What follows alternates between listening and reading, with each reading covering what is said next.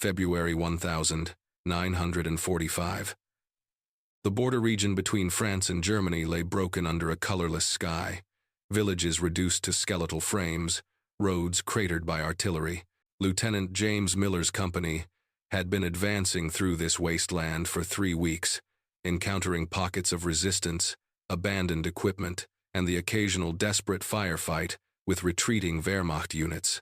It was Corporal Raymond Hayes who spotted them first, a cluster of figures huddled beside an overturned supply truck near what remained of a barn. Through binoculars, Miller counted approximately 30 people, all wearing torn gray uniforms, all unmoving except for the slow turn of heads as the American vehicles approached. "Could be a trap, sir," Sergeant Thomas Brennan muttered, rifle already raised. But as they drew closer, the truth became clear. These were women, German women in military uniforms, but not the kind Miller had encountered before. These weren't auxiliary personnel from a functioning unit. These were prisoners hollow-eyed, rail-thin, covered in layers of dirt and ash that seemed baked into their clothing and skin. The SS guards who had been transporting them had fled during the night, taking the only functioning vehicle and most of the supplies. What remained were these 30 women, sitting in the cold morning air with the blank expressions of people who had stopped expecting anything from the world. Miller ordered his men to lower their weapons. As he approached, not one of the women stood, not one spoke. They simply watched him with eyes that held neither fear nor hope, just a profound exhaustion that seemed to go deeper than flesh. "Does anyone speak English?" Miller asked, his voice gentler than usual. Silence. Then, a woman in her early 30s with short-cropped dark hair and a face mapped with grime slowly raised her hand. Her voice, when it came, was hoarse from disuse. "Some," she said. "I am Greta." Miller nodded. "We're taking you to a temporary camp. You'll be fed. You'll be safe. Do you understand?" Greta translated to the others in rapid German. There was no visible reaction, no relief, no gratitude, no resistance, just that same exhausted acceptance. "Can you walk?" Miller asked. "Yes," Greta replied. "We have been walking for many months." As his men helped the women onto the supply trucks, Miller noticed how they moved slowly, carefully, as if every motion cost them. More disturbing was how they held themselves, shoulders hunched, arms crossed over their bodies, trying to make themselves smaller, less visible. Several wrapped, torn pieces of blanket around themselves despite already wearing coats, creating extra layers between themselves and the world. Private Daniel Foster, young and still adjusting to what war really meant, whispered to Hayes, "Why do they look so scared? We're helping them." Hayes, older and wiser, just shook his head. "Son, I don't think scared is the right word." The temporary American camp had been established in what was once a small factory compound. Canvas tents formed neat rows, a field kitchen produced hot meals around the clock, and supply depots overflowed with equipment meant for a division twice their size. For the chaos of war, it was organized and functional. The German women were housed in their own Section 3 large tents with cots, blankets, and a nearby latrine. Medical personnel checked them for injuries and diseases, finding mostly malnutrition, exhaustion, and minor wounds that had healed badly without proper care. No one was critically ill, which seemed more like fortune than proper treatment. What struck everyone who interacted with them was the silence. These weren't traumatized women crying out in nightmares or pleading for information about loved ones. They ate the food provided without complaint or thanks. They lay on the cots and stared at the tent ceilings. They used the latrine in pairs, always watching for each other, always hurrying back to the safety of enclosed spaces. "It's unnatural," remarked Captain Richard Sullivan, the camp's executive officer, during a briefing. "I've processed hundreds of POWs, men, women, soldiers, civilians. They all react somehow. Anger, relief, confusion. These women, it's like they've shut down completely." Miller had been observing them for 2 days, trying to understand. Greta remained the only one who would speak to him, and even then, only in brief, necessary exchanges. She had emerged as a kind of representative. The others looked to her before doing anything, as if seeking permission or reassurance. On the third day, Miller tried a different approach. He brought 2 chairs and a thermos of real coffee into the tent where Greta sat mending a tear in her sleeve. He set 1 chair near her and sat in the other, poured 2 cups, and waited. After several minutes, Greta looked up. "You want something?" "I want to understand," Miller said. "You've been here 3 days. You're safe. You're fed. But you won't let the nurses help you properly. You won't talk to anyone except me. Barely. You stay in these tents like you're still prisoners." Greta's hands paused in their work. "We are prisoners." "No. You're detainees. Temporarily. There's a difference. We're not going to hurt you. I know." Her voice was flat. "That is not what we fear." Miller waited, sensing she was close to explaining something important. "You are soldiers," Greta continued slowly. "You have been in the field, yes? Without proper facilities. You understand what that means. I do. Now imagine 8 months. 9 months. Constant movement, no stopping, no facilities at all." Her fingers tightened on the fabric. "You understand now?" Miller felt something cold settle in his chest. "The guards never let you. Never. There was never time, never supplies. Water was for drinking only. We walked, we marched. We sat in trucks.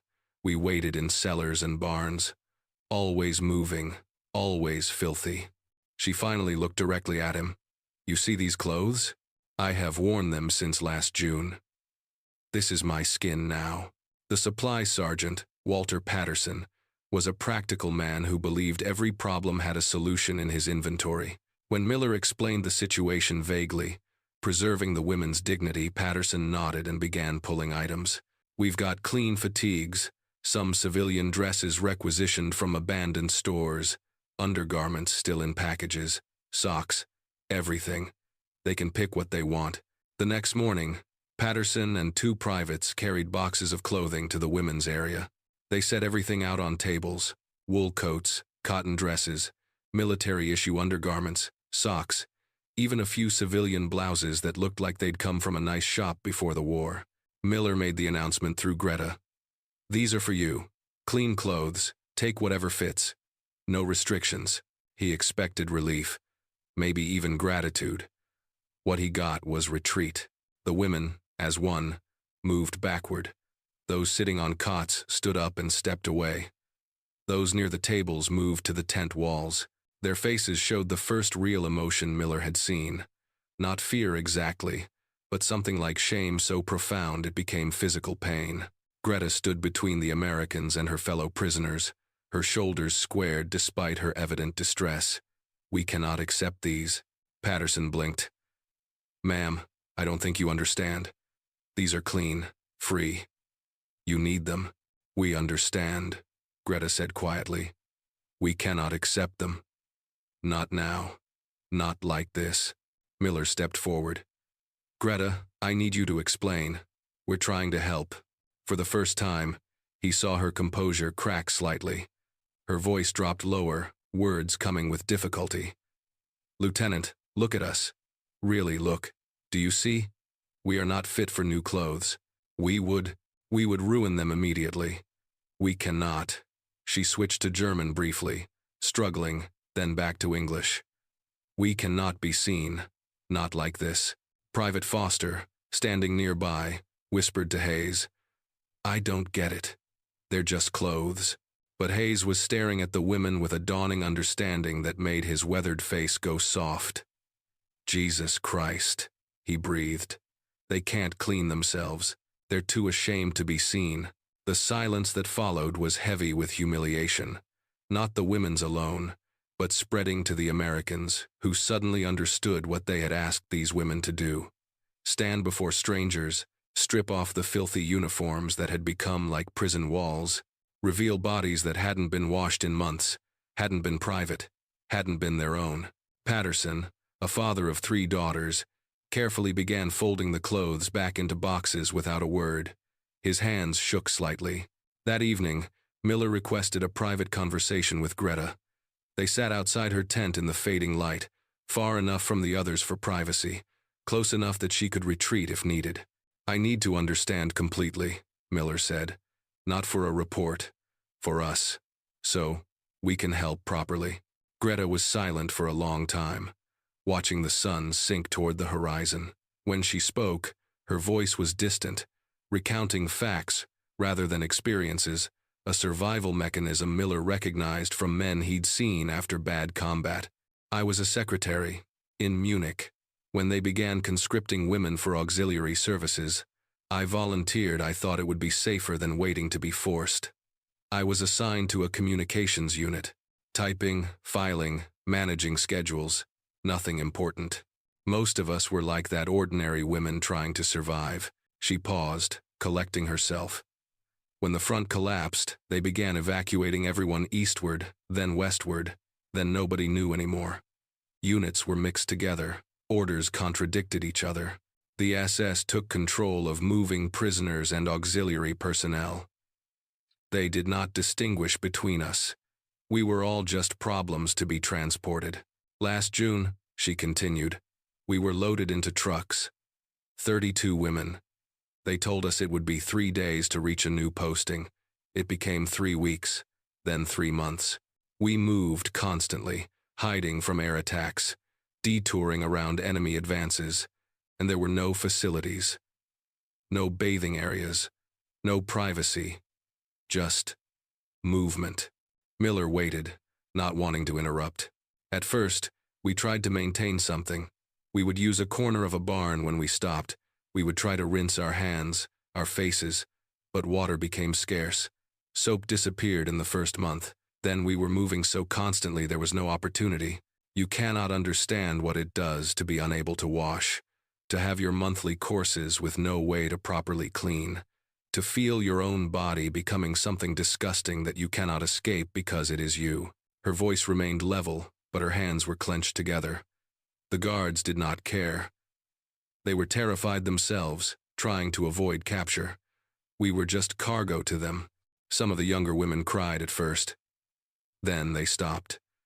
We all stopped. You stop feeling after a while. You become the dirt. You accept it. 2 weeks ago, something changed. The guards became more nervous. They started talking about abandoning us. Some women hoped death seemed cleaner than continuing. Then you found us. She finally looked at Miller directly. You offer us clothes, clean, proper clothes. How can we accept them? You would see us, smell us, know what we have become. Better to keep these rags. At least they hide what we are now. Miller felt something twist in his chest, not pity, which would be insulting, but a deep, respectful sorrow. What do you need? Tell me what you need to accept the clothes. Greta's response was simple, delivered in a whisper. Soap, water, privacy. Let us be human again first. Then we can dress like humans. Miller brought the request to Captain Sullivan in the command tent that night.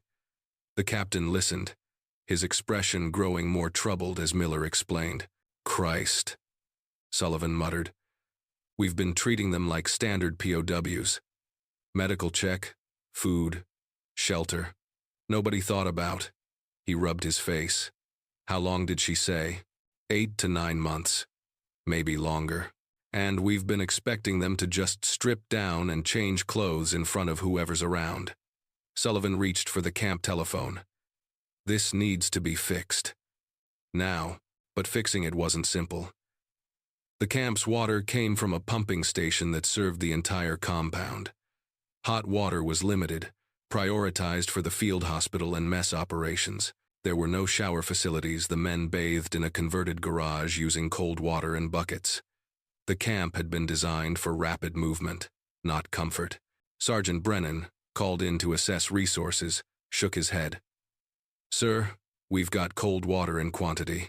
We've got soap, military issue, pretty harsh, but it works. What we don't have is any way to heat enough water for 30 women to bathe properly, and no private facilities even if we did. Then we build them, Sullivan said flatly. I don't care what it takes. You've got engineers, you've got supplies, you've got mechanics who can improvise. Make it happen. Over the next day, the camp transformed into a construction site. Engineers surveyed the area behind the women's tents, marking out space. Supply runners brought canvas, wooden frames, and piping.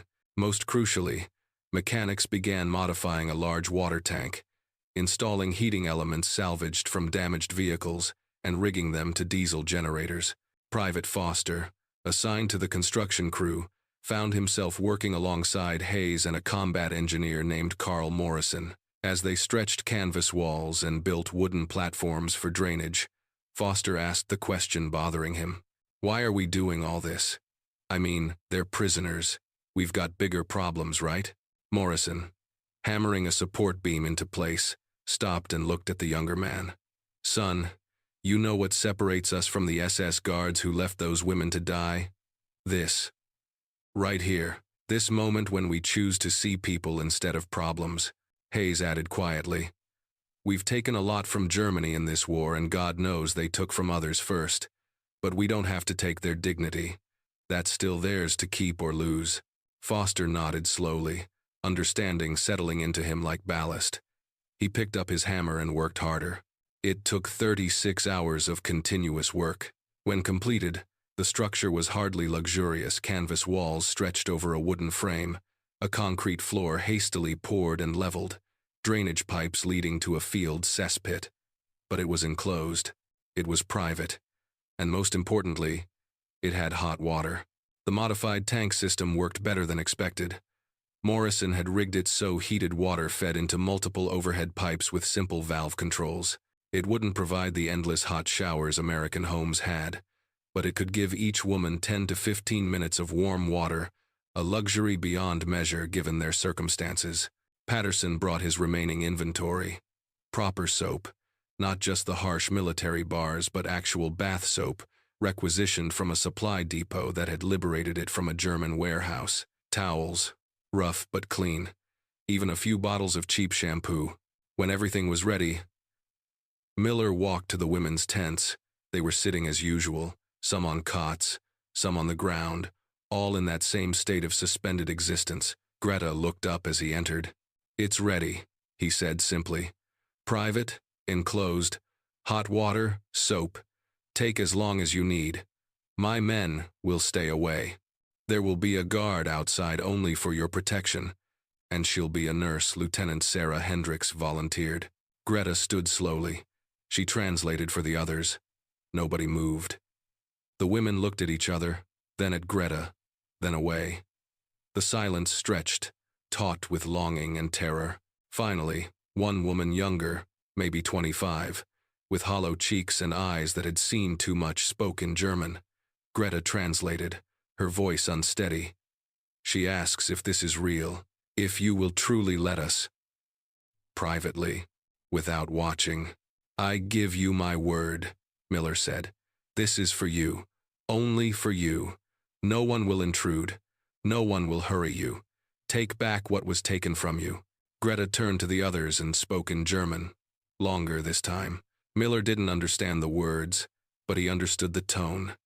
Permission, encouragement, the slow crumbling of walls built from shame and survival. The women rose, hesitantly, like people learning to walk after a long illness. They followed Miller outside, past the guard posts, to the canvas structure steaming slightly in the cold air. Lieutenant Hendricks stood nearby, her medical bag over her shoulder.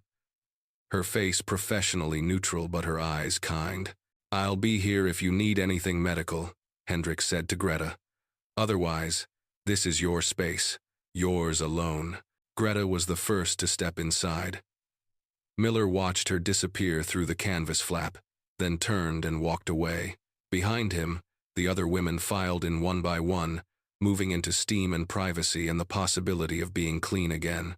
Miller hadn't intended to stay nearby, but something kept him at a distance, not close enough to intrude, but within hearing. Other soldiers found reasons to linger in the area too, though none admitted it openly. They simply stood or sat at their posts, at the supply depot, near the motor pool, and listened. At first, there was silence. Long minutes of it, as if the women inside were still too frightened to begin. Then, the sound of water, tentative at first, a single valve opening, water hitting canvas and wood. More valves opened. The sound of multiple showers running filled the cold February air with a music none of them had expected to find moving. But it was what came next that hit hardest. Crying. Deep, wrenching sobs that seemed to come from some place far below language. Not the crying of pain, but of release, the kind of crying that happens when something held too long finally breaks free. Private Foster, standing near the supply tent, heard it and felt his eyes burn. He looked around and saw Sergeant Hayes wiping his face roughly with his sleeve. Corporal Patterson had turned away entirely, shoulders shaking. The crying went on, overlapping, building into something like a chorus. 30 women releasing 9 months of accumulated shame, fear, and degradation into the steam and water. 30 women remembering they had bodies that could be clean, skin that could feel something other than grime, hair that could be rinsed clear. Miller stood with his back against a jeep, staring at nothing, listening to the most profound sound he'd encountered in this war, not the thunder of artillery or the screams of the wounded, but the sound of human dignity returning like water to a desert. Captain Sullivan found him there. The older officer stood beside Miller silently for several minutes before speaking. "I've been fighting since North Africa," Sullivan said quietly. "I've seen men die bravely. I've seen civilians survive impossible odds. I've seen hatred and heroism in equal measure. But this..." He paused, listening to the continuing sound of water and weeping. "This is what we're supposed to be fighting for. Not territory, not victory. This. The ability for people to be clean, to be private, to be human." "Sir," Miller said, his voice rough, "I don't think I understood what war does until right now. Not really. None of us do, Lieutenant. Not until we see what it takes away from people, and what it means to give even a small piece back." The crying gradually softened, replaced by other sounds. The splash of water, the occasional murmur of voices in German, even impossibly a sound that might have been gentle laughter. The showers ran for over 2 hours. The heated water held, Morrison's improvised system working beyond its design. No one complained about the waste of resources. No one suggested hurrying them along. Finally, as the winter afternoon faded toward evening, the water sounds stopped. Lieutenant Hendricks appeared from behind the canvas structure, her face composed but her eyes red-rimmed. "They're ready for the clothes now," she said simply. Patterson had set up the clothing distribution outside the bathhouse, boxes arranged on tables, everything organized by size and type. The canvas flap opened, and the first woman emerged wrapped in towels, her hair wet and hanging loose, her face visible for the first time, not hidden under layers of grime, but bare and young and achingly vulnerable. She was followed by others, one by one, each wrapped in towels or blankets, moving with the careful steps of people entering a new world. Their skin was red from scrubbing, their hair clean but tangled from months without proper combing. But their eyes were different. Not happy yet, perhaps not even hopeful, but awake, present, human. Greta was among the last to emerge. She had scrubbed her short hair until it stood up in damp spikes, revealing a face much younger than Miller had assumed, maybe 30, not the 40 she'd seemed under the dirt. She looked at the clothing tables and then at Patterson, who stood respectfully back. "Please," Patterson said, gesturing. "Take what you need. Everything here is yours." The women approached slowly, touching the fabric hesitantly, as if it might disappear. One woman, the young one who had asked if it was real, picked up a cotton dress, held it against herself, and started crying again, but differently this time. Not the deep sobs from the showers, but quieter tears of something like gratitude or disbelief. They dressed behind blankets. Hendricks had hung on lines, taking their time, choosing carefully. Miller kept his men back, giving them space. When they finally emerged, fully clothed, some in military fatigues, some in the civilian dresses, all in clean undergarments and new socks, they were transformed. Not beautiful, necessarily. They were still too thin, still marked by hardship, still exhausted. But they were no longer shapeless figures hiding in filthy rags. They were women, individual women, with different faces, different heights, different ways of carrying themselves. One woman had chosen a blue dress and stood smoothing it down with hands that trembled. Another wore military fatigues but had tucked a clean handkerchief into the breast pocket like a gesture of self-respect. A third had found a wool cardigan and wrapped it around herself like armor and comfort combined. Greta dressed last. She chose simple military trousers and a clean shirt, practical and neat. When she stepped out from behind the blanket, she stood for a moment, then walked directly to Miller. The other women watched, silent. She stopped in front of him, standing straight despite her exhaustion. "Lieutenant Miller," she said clearly, "you have given us something I did not think we would have again." Her English was better now, as if being clean had restored some part of her mind as well. "You have given us back the shape of human beings. Not prisoners, not cargo, not shame. Just ourselves." Miller found his voice had deserted him. He managed only, "It was the least we could do." "No," Greta said firmly. "It was more than you had to do. And that is why it matters." She extended her hand, a gesture she couldn't have made before, when her hands were too filthy to offer to anyone. Miller took it, shaking carefully, honored by the trust. Around them, soldiers who had gathered at a respectful distance stood silent. Some had tears on their faces and didn't bother hiding them.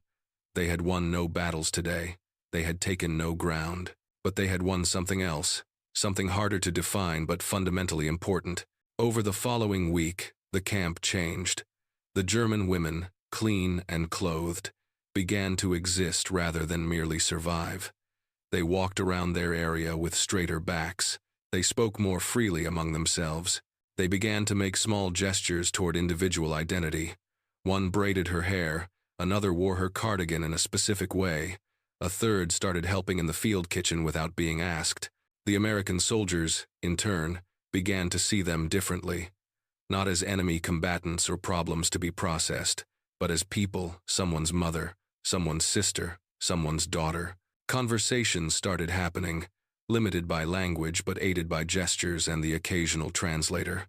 Private Foster found himself talking with the young woman who had asked if the showers were real. Her name was Anna.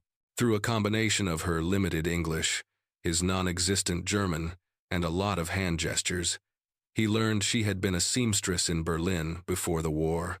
She showed him how her dress had a torn seam, and when he brought her a needle and thread from supply, she mended it with expert precision, then offered to mend the rip in his jacket sleeve. It was a small thing, a repair, a gesture of reciprocity, but it established something new. They were not just captors and prisoners, but people who could help each other in small ways.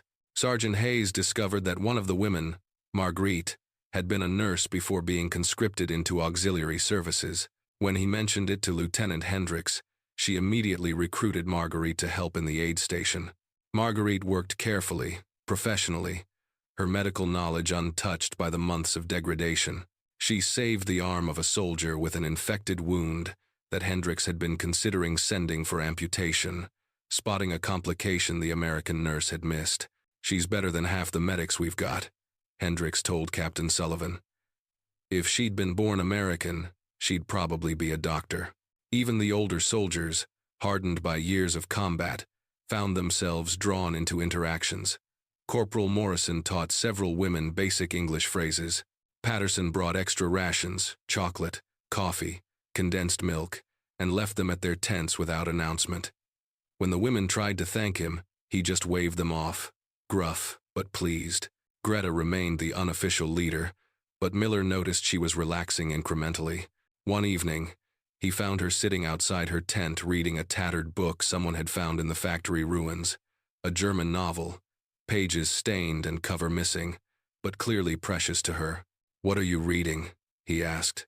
She looked up, almost smiling. "Goethe. The Sorrows of Young Werther. Very dramatic, very sad. But it reminds me there was a time when Germans wrote about love and poetry, not war and ashes. Do you think there will be again?" "Yes," she said, with a certainty that surprised him. "Because of people like you, perhaps. You could have left us in those clothes. You could have treated us like we didn't matter, but you didn't. If Americans can see Germans as human, maybe someday Germans can remember how to be human again. It was the most hopeful thing Miller had heard in months.